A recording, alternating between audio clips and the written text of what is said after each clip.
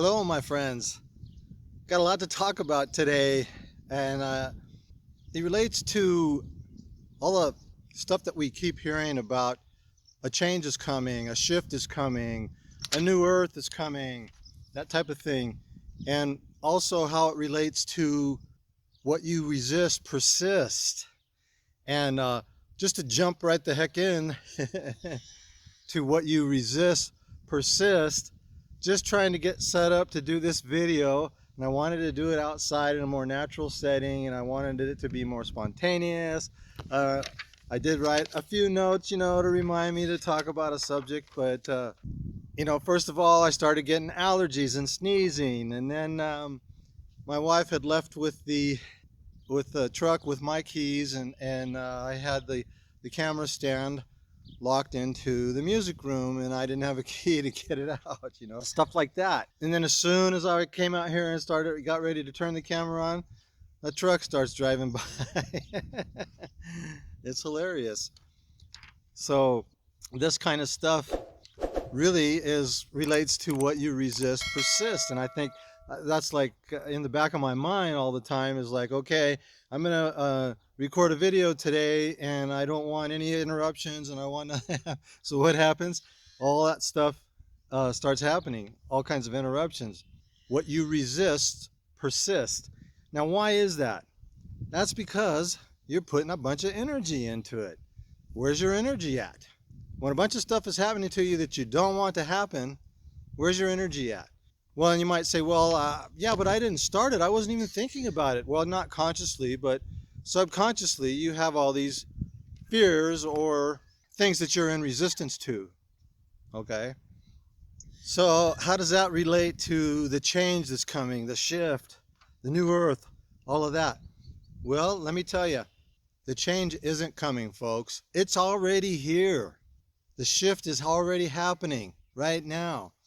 We're seeing the foundations right now being built for the new earth.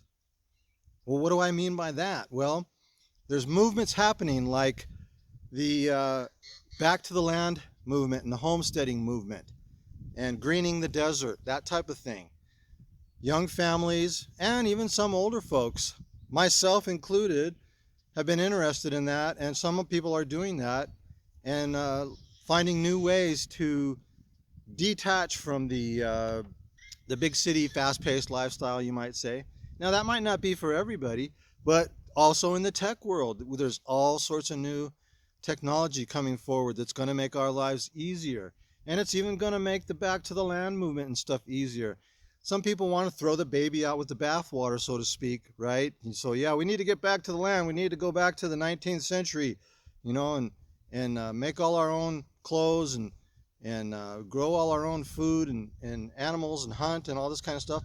There's nothing wrong with doing that if that's really what you want to do, but that's a hard lifestyle. There's ways to do that and enhance it with new and modern technology. So another movement is the horse attunement movement, like Warwick Schiller, for instance. He emphasizes making a connection with the animal on an energetic level and gaining the animal's trust instead of the old way of forcing an instant compliance or punishment type way. Because usually, if you do that, eventually it comes back to bite you, especially with animals, especially with a horse, could be 1,000 or 1,500 pound animal. So people are awakening. There's a movement afoot, as they say. The younger generation, they know that something's wrong with the way the system is. And old systems are crumbling, and we're seeing that now. The political system, the monetary system, that type of thing. The shift that's already happening, it's collective, and it's also individual. So the more of us that shift individually, the more collectively things will shift. So a lot of the stuff that's going on seems chaotic, and people get fearful, and they get upset, and we need to stick to the old ways type of thing. We need to go back to the way it used to be, that kind of thing. Well, I think that's not necessarily the right way to look at it. Of course, this seems to happen more with the older generation, of which I am a member, and so I see it more because I'm around people my age a little bit more, and I don't like it, and I don't go along with it. And I'm always the odd man out trying to find the good in the situation, I think that, yeah, there are some things from the old ways that we need to bring with us, especially like in the Back to the Land movement, there are, but I also think we need to embrace new ways also. And so there's a balance there. Take what's good from the old ways and bring it with us, and throw out the stuff that doesn't work or that's not serving us anymore, and move forward from there. In my experience, there's two kinds of people. There's complainers and people that see only the negative and only the problems in what's going on. And then there's those who are seeing the good and the new, and they're looking to move forward despite whatever the problems are. They're the doers, the movers, the shakers, if you will. And that's the change that's happening right now. It's happening all over, and it's shaking things up, and it's causing problems, and it's making people uncomfortable, because we're creatures of habit. We like our routines, and we like things that we're used to. But come on, folks, live on the edge. You got to step out, and try something new. And it's an adventure. This whole life is an adventure, isn't it? I suppose you could really say that it boils down to fear versus love. Okay, either you live in fear, oh, what's going to happen? Oh, if we don't go back to the old ways, society's doomed. Well, people have been saying that for years. Oh, the new generation, they're worthless, they're useless. I remember I read a newspaper article that somebody posted years ago from the 19th century that said the same thing. Oh, the coming generation is the worst ever, and society's doomed, and so on. So every generation seems to think that of the younger generations, except for me. I'm not one of those people. I'm from the older generations. I'm 65, and I sympathize with a lot of the younger generation, a lot of things that's going on. People think they're lazy, they're this, they're that, and yeah, some of them are, but so are some of them. So are some of the people from the older generation. But a lot of them just know that something's wrong, and they don't like it, and they're resisting it. Okay? And they don't know what to do. They don't know how to do it. And that brings us back to what you resist persists.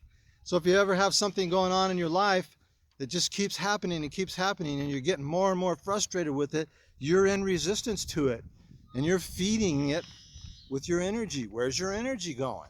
And that's why it keeps happening. I when I came out here to do this video, I was sneezing. I was like, crap, I'm not going to be able to do this video. And then I thought, and then I started laughing because I know what's going on. It's like, yeah, because I'm in resistance to, yeah, I don't want to be sneezing. I don't want any distractions. I don't want any noises, blah, blah, blah. So where's my energy? My energy is in all the things that I don't want. And so I keep getting them. So I relaxed, took a few breaths. I went in, I got some local natural honey, which is really good for quelling allergies. I don't know what the bees do, but they do something to the honey. And it's raw honey. It has to be raw. It can't be cooked. So I'm kind of a back to the land guy. This whole farm that you see behind me, this is my farm. And I've done a lot of work around here to try to make it a self-sustaining, regenerative farm. So these are the foundations for the new earth, my friends. So we're going to have new ways of growing food and producing food, more ways attuned that care for the animals and care for the earth. We're not slashing and burning everything and poisoning it, okay, and making the environment toxic and killing all the microbes in the soil and all sorts of stuff like that. Some of you who are not aware of that kind of stuff might think I sound like I'm nuts, but it's okay. I'm used to it because I've been doing this kind of stuff for 30 years. I've been looking for this kind of stuff for 30 years. 30 years ago, people really thought I was nuts, but now there's a whole movement. There's, regenerative agriculture is a huge movement. You could go online and look it up. Same with Warwick Schiller's attuned horsemanship, or I'm not sure what he would call it exactly. But my wife's into horses, and so we went to a Warwick Schiller clinic, and she's really into him. And I went with her, and it was a 3-day deal, and it was really cool, man. He had people come in there and, oh, this horse will never do this. I can't get him to do this. Can't get him to do that. 10 minutes, Warwick had the horse doing everything that the guy said that it would never do, okay? Just because he took the time to make a connection, an energetic connection bring the horse down from its fight or flight response, okay? And this works with people. And of course, Warwick actually talks about that kind of stuff too.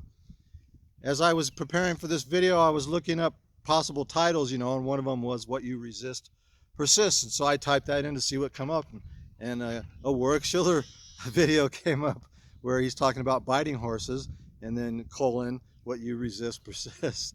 Because you're in resistance, you're pissed, you know, I don't want the horse to do that, and so you try to force it to your will. And it's the same with people, and same with kids. When you try to force them to your will, that can work temporarily, but usually at some point they're going to rebel. And it's the same thing with adults in, say, a working relationship. You know, if you're a boss over somebody and you keep trying to force them and, you know, threatening them and punish them, it's going to come back on you. They're going to resist, and you know, they might quit, or, you know, they might even punch you out. I don't know. Depends on the situation, I guess. I guess the bottom line is, like Warwick teaches, is that you have to build a trust relationship with the animal, but that carries over to people too, and the environment. We have to be in harmony, in a trust relationship, working with the environment, not against it, not trying to force it to our will. You try to force Mother Nature to your will, and you're going to lose eventually every time. And we are. The way we farm commercially and industrially has killed a lot of the soil, and that's why they have to dump tons and tons of fertilizer and pesticides and all this kind of stuff on it. We do a monocrop, we plow the fields, we destroy the environment for the microbes. So that's what regenerative agriculture seeks to change. And it is changing slowly. These are the foundations for the new earth, my friend, for the shift. This shift is happening now. It's not somewhere down the road. I keep hearing that. I keep seeing videos saying a shift is coming. You know, so-and-so had a near-death experience and they saw the change that's coming. It's not coming. It's here now. So that's what I want to emphasize.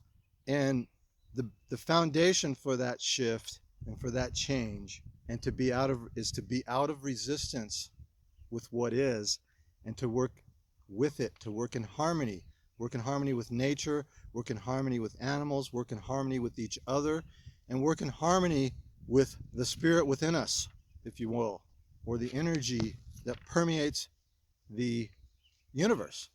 Okay? That's my point, my friends. That's the point of this video. That's the point of me doing this, being outside and trying to be more spontaneous instead of sitting down and trying to do this professional video. Now, I'm going to do some editing on this video, of course. I'm going to clean it up some, but I'm not going to do as much fancy editing as I have been. So I want this to be a conversation. I want this to be a trust relationship with you guys. And I want your feedback too. And please, I'm trying to grow this channel, so go ahead and hit that like and subscribe button. Ring that bell so that you get notified when the next video comes out. And also share the video, and that tells the algorithm to show it to more people. And if I can grow this channel so that it's self-supportive, then I can do these videos more often. Right now I'm trying to do one a week, and I try to put out a few shorts, clips from the video that I think people will be interested in, to keep it going. But anyways, help me grow this channel to 100,000 subscribers, folks. That's my goal, 100,000 subscribers. Will you help me out? So I don't have a Patreon or anything like that yet. I'm going to look into getting something like that, and we'll go from there. All right, my friends, it's been wonderful talking to you. Embrace the change, friends. Peace out.